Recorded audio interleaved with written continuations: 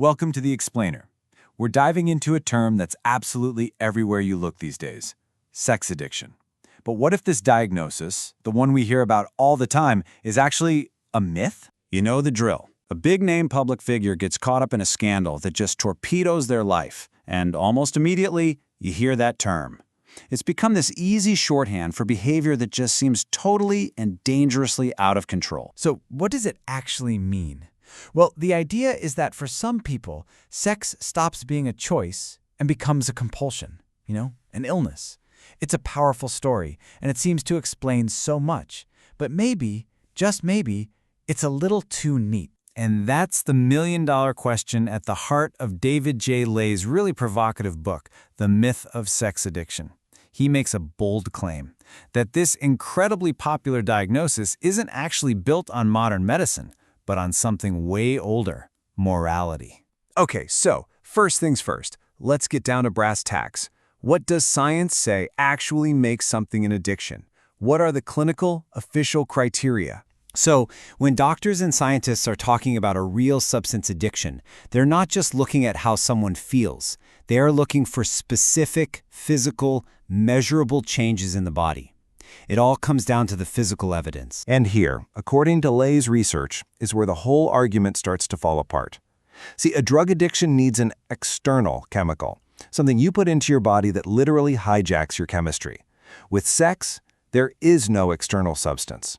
And the argument is, without that key ingredient, those core physical signs of addiction, like tolerance and withdrawal, they just don't happen. And look, this isn't just one person's opinion. The official rulebook for psychiatry, the DSM, has looked into this again and again. And time after time, the committees tasked with reviewing the evidence have basically said the data just isn't there. In fact, if you look at the history, the official status of sex addiction has been doing this kind of decades-long hokey pokey.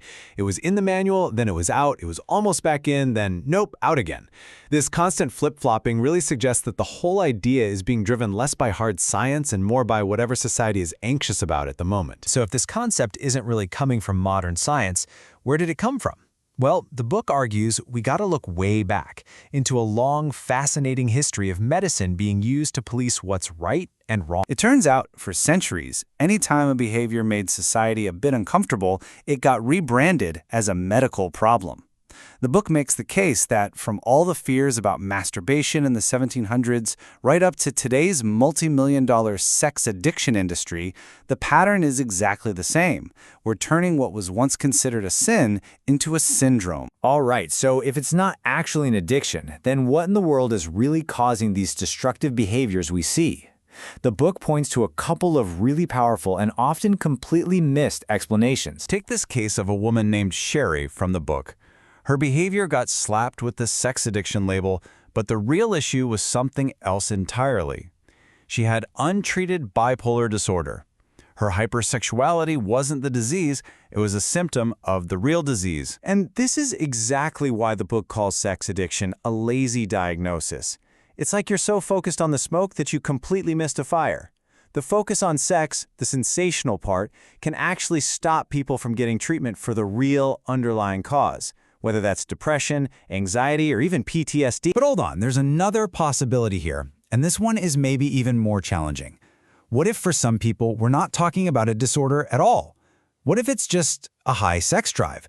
Are we actually turning a totally normal human variation into a disease? I mean, just look at how random the definition can be. At one point, a proposed clinical standard for being hypersexual was having more than 7 orgasms a week. By that standard, a mind-boggling 40% of men and 21% of women could get diagnosed with a mental disorder. It just shows you how slippery this slope is toward turning normal life into a pathology. Now, this isn't just some academic squabble. The addiction label has real, tangible consequences. So let's ask the question, who pays the price for this label, and who's cashing in? Treating sex addiction is very big business. The book points to this whole lucrative industry where just 1 month of residential treatment can set you back $37,000. And of course, that industry gets a huge jolt of energy every time there's a new celebrity scandal. But the financial cost might not even be the biggest one. The real price might be personal responsibility. The addiction label gives people the perfect out. It lets someone like Ron, who's quoted in the book, tell his partner that all the pain he's causing her, well, it's not his fault. It's a disease he can't control. And that brings us right to the absolute core of this whole debate. Is this about a disease that hijacks your brain and robs you of control?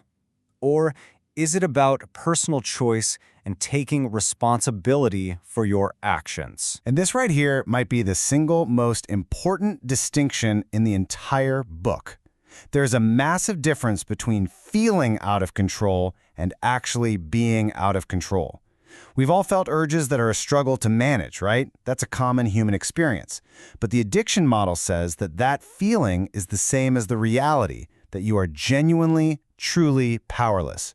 And the book argues that's a really dangerous and incorrect assumption. As David J. Lay puts it himself, the point isn't that the struggle people feel isn't real. It absolutely is.